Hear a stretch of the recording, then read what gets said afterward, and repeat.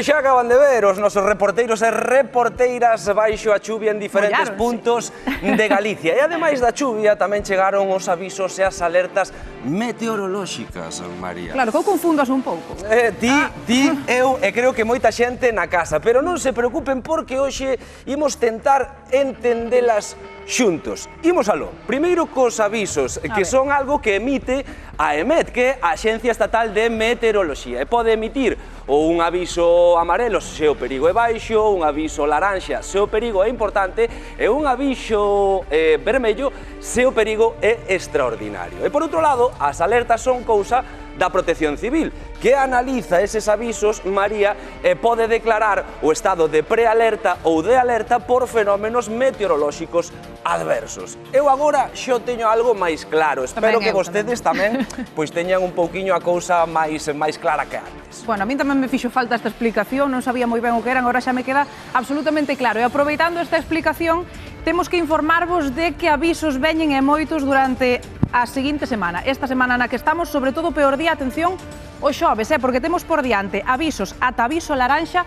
por forte oleaxe na costa, tamén por vento e, sobre todo, por choiva. E se estades por aí por fora, estaredelo notando xa hoxe. De feito, ven o mal tempo para toda a semana, pero en certos puntos estáse notando e moito. E se non, mirade para aí, estas imaxes son de hai uns poucos minutos na cidade da Coruña. Mirade como está o paseo de Riazor completamente anegado. Esa persoa con monopatín pois non chega moi lonxe, pero igual que tamén... non é a mellor idea sair hoxe no monopatín, pero... Quizáis pilloulle de sorpresa a chuvia, non estaba fora, o sabemos. pobre non puido escapar. Igual xa lle pillou na rúa e non puido escapar moi lonxe. Iso sí, cos coches tamén é bastante complicado circular en situacións así. E, por certo, falando disto, Adri, ti sinteste así máis inseguro cando chove na estrada? Totalmente, hai que ter moitísima máis precaución, María. Verdad, imos aí un pouquiño inseguros, que si aceleramos, que si freamos, que si imos máis agarrados ao volante. Bueno, pois creo que é o momento perfecto para recordar unha serie de consellos para conducir da maneira máis segura ao volante sen correr ningún tipo de risco cando o tempo está así, mirade.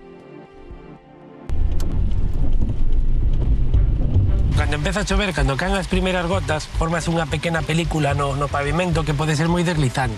É moi importante o mantemento do vehículo. Sobre todo, cando hai un aviso de temporal como temos estes días, revisar moitos pneumáticos, que estén en bo estado.